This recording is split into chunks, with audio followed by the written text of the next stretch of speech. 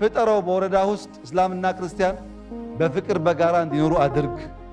አማራና ኦሮሞ በጋራ እንዲኖሩ አድርገው። እሱ ባንተ ከተማ፣ ባንተ ወረዳ፣ ባንተ ዞን አንዱ አንዱን እንዳይገፋ አድርግ። ያን ካደረክ ኢትዮጵያ ሰላም ሆነች ማለት ነው። ሐሳቡማ ልክ ነው፣ ግን ኑረው ስራው ዝም ብሎ መጣ ተቀመጠ ሄደ መሆን የለብህም። ዝም ብሎ መጥቶ ተቀምጦ መሄድ ሲዝንን ጊዜን ማባከን ነው፣ ዌልዝ ማባከን ነው። ስራበት፣ ባለህበት ቦታ ስራ።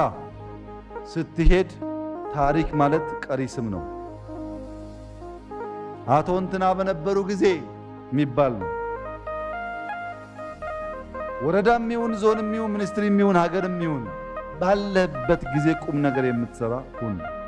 ያንን ካደረክ ማንም ቢያሽካካ በታሪክ መነጽር ቦታን አታጣው።